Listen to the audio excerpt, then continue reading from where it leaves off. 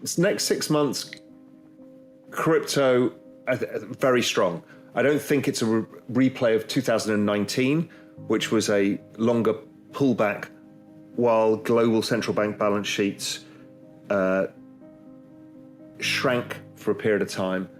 I think knowing what's going on in the world and where it's going, we will probably accelerate. So I think it looks more like 2016-15 cycle, which was a big spurt up, which I think we're still in the middle of, then a long sideways correction for 5 months or whatever, and then another explosion higher as you really start to see the central banks kick in. So I'm very, very positive crypto, but more importantly, a lot of money went in VC into the space, and there was a lot of people building product.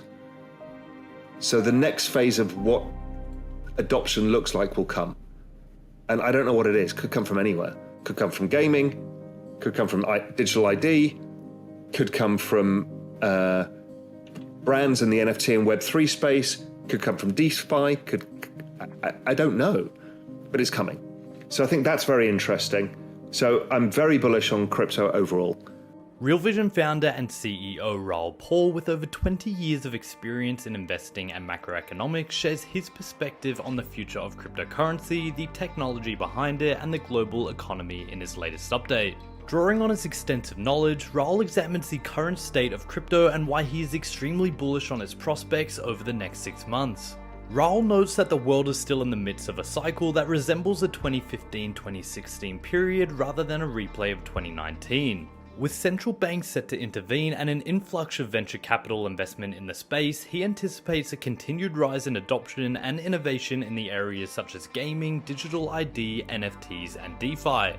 Going back to 2008, the loss of trust in traditional systems gave rise in the need for alternatives like cryptocurrency. While crypto is not yet a stable form of currency for everyday transactions, it has proven to be an effective long-term savings solution, offsetting the debasement of traditional currencies, and has now cemented itself as an insurance policy against the traditional financial system. The adoption of this technology by sovereign wealth funds and individuals alike signifies a shift in mindset as people search for financial independence and security outside of government-regulated systems. Further, Raoul highlights the transformative potential of Ethereum, with its liquid yield and money market curve paving the way for a new digital global economy. By building systems on top of a network, the adoption model of cryptocurrency is self-reinforcing and poised for even greater growth. Make sure to watch to the end of the video to gain a deeper understanding of Raoul's insights and predictions for the future of crypto and the economy, and I'll also break down Raoul's deflation thesis.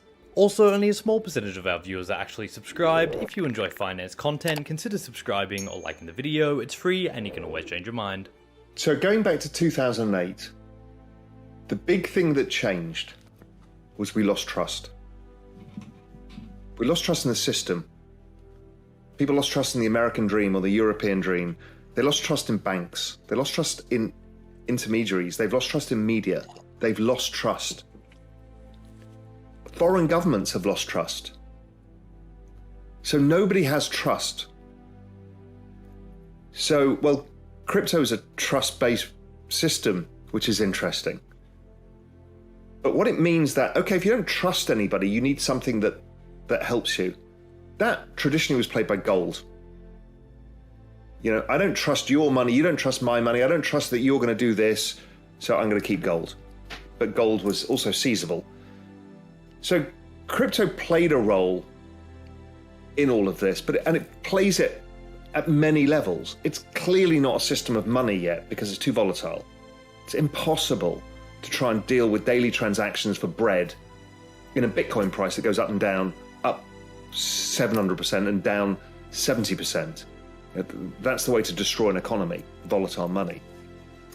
But in terms of long-term overall savings, because it offsets the debasement of currency, which is driven by the debt and the demographics and everything else, it works very well indeed, in fact, better than anything else. And because we've got this ongoing adoption of the technology. So when you go to, firstly, who's the biggest players in the world that are potentially moving into this market? And I think you and I have even talked about this in the past. It's the sovereign wealth funds. They have an infinite time horizon, and what they need is independence over all things. Now, most of them have an enormous amount of US treasuries, which they will do because they have dollar debts, dollar economy, everything else. So it's not like we're just going to sell all our treasuries, but they need other things. Now, they've been buying gold at record pace, obviously, because if the US seizes or renders useless the Russian reserves in US treasuries, then why would anybody want to hold US treasuries over an extended period of time? You either have to be friends of the US or you risk it. So I see a role, and that's, I think, one of the reasons why the Middle East is becoming very active participants in the market overall. And I think for individuals, because of the lack of trust, it's one thing we can trust because it's not driven by a government. All the governments can do is try and regulate it, but they can't get rid of it. And it actually empowers people to think that you're fighting the government when it comes to regulation. I mean, just look at Twitter. People love an enemy, and Gary Gensler is like enemy number one because he represents the old system, the system that let us all down. And he's kind of saying, look, we're there to protect you. And everyone's going, fuck you, you never protected us in the first place. We'd rather take our own risks with our own money, which is the agency thing that you talked about. So I think that trend is unstoppable. But then obviously the layer of Web3 that lays on top of it, how can you use this technology in other new and unique ways, is the driver that turns it into a Metcalfe's law adoption model, because you're building systems on top of a network itself. So it kind of becomes self-reinforcing. The other really, really big thing, and people don't really understand it yet, is Ethereum having a yield and a liquid yield out to 12 months. It means you've got a money market curve for the internet. And that gives you a value of money, gives you an ability to price risk. What is a yield on a CeFi platform, risk adjusted versus ETH pure staking? It's very interesting because you're creating, I think ETH is actually almost a complete global digital economy right now, which is very interesting to me. And I'm going to be writing a piece on this as well about how in front of our eyes, we've actually built a whole new economy. I haven't really realized it. We kind of see bits of it. So there's Raoul Pal on why he's extremely bullish on cryptocurrency over the next 6 months. However, there is another catalyst looming on the horizon that not many people have spotted. Raoul Pal predicts a massive deflation shock due to exponential technologies like AI and autonomous vehicles, which will disrupt industries and the future of work. To adapt, society will have to shift its focus towards digital communities where people can find purpose and meaning as traditional jobs vanish. Technology is innately deflationary, and Raoul argues that deflation along with AI will fuel more monetary stimulus and fuel more crypto adoption. This is the largest disinflationary shock the world will ever have, and it will keep playing out as these other exponential technologies become implemented. Just think, I was in New York when I was reading a thread on Twitter. I was in an Uber, and it was a thread about the rise of autonomous vehicles in California and how this guy, whether he's in the industries, around tech industries, 3 years ago, I'd see a couple of these things, and now I see them every day, 10 times a day. And I looked around me in New York City, and every car was an Uber, a taxi, a bus driver. And you're like, oh my God, AI, all of this stuff together is the biggest disinflationary shock the world will ever face. The WTO agreement and China entering it was gigantic, but this is of a different order of magnitude.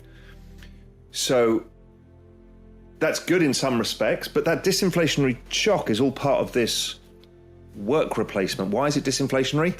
Because it replaces humans, and it replaces humans at a scale. So it's kind of like, I think why people are accepting of it so fast, because it's so inevitable, it's because there is no other choice. What are you going to do? Shake your fist at the sky? And we don't know what it means. We don't know what it means for work. We know that if you get it right, you augment yourself on a scale of which you cannot comprehend. Augmented humans is a very attractive thing. So we become super productive units. That's okay once the baby boomers have died off. It's not okay when we've got too many of us around still, because we just don't need as many humans.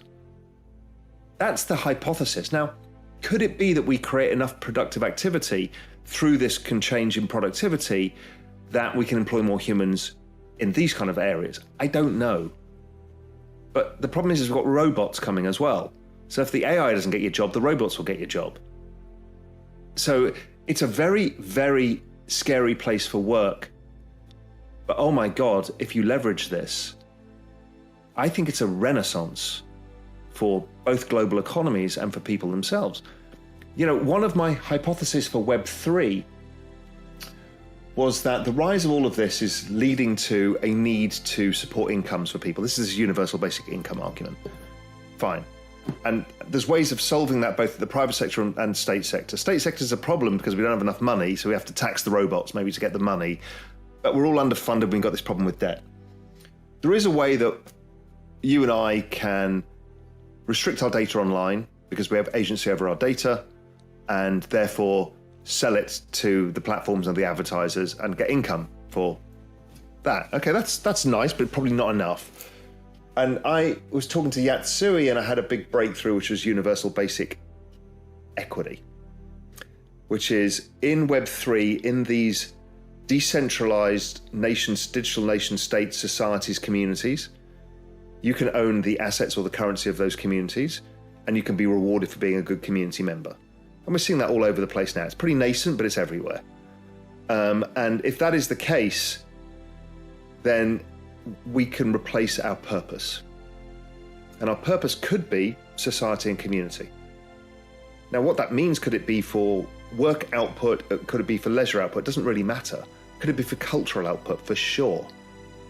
You know, for sure, Louis Vuitton understand this. For sure, Nike understands this. Is the loyalty of Web3 and tokenized assets, whether it's a loyalty currency, community currency like Starbucks, or whether it's an NFT like Adidas, these things are making people participate in the success of those brands, those cultures. And we will see this in music, and we'll see it all over the place. So I'm actually interested in how do we adapt, because we will not be able to all be supercomputing AI geniuses with amazing prompt skills, and even prompt skills go away pretty soon. And there'll be such a proliferation of newsletters. We're already seeing it. How many bloody AI newsletters are there? There's like 50, and they've all come, and they're all being written by ChatGPT-4. So there's excess content, excess everything else, and we're going to need a purpose and a meaning and a place of trust. And a place of trust is these digital societies online. It's the digital network state idea of Balaji, something I've been talking about for a very long time, is this way that we live our digital lives. Like, you and I, we've never met. I've spoken to you so many times. I'll consider you a friend. We hit each other up. We'll chat about stuff. We will talk to each other in this digital representation. We live in the same community, which is somewhere the nexus of FinTwit and crypto Twitter. And those are the overlaps. And we're both kind of in the media area as well. So there's these number of overlaps of these digital societies that we both belong to. And that's very different a world than it was before 2008. That didn't exist. I mean, Facebook was 2012. So again, it's one of the answers for society is staring us in the face, which is we can find a purpose. And the purpose is humanity, culture, brand, businesses, by doing it together with more agency, where we get to choose. I mean, what I love about these digital sovereign states is you can just pick up your assets, sell them, and leave and move to the next one. It's really hard for you to leave the United States. My wife is a US citizen, and we live in the Cayman Islands. And it's a nightmare because US tax and US jurisdiction, because the US is actually a very unfree place once you travel. You can't open a bank account, you can't do anything. It's actually very difficult. But these digital sovereign states, you can just sell it. You just move on to the next one. Don't like Bored Ape, I want to join CryptoPunks. I don't like Ethereum, I want to join Solana.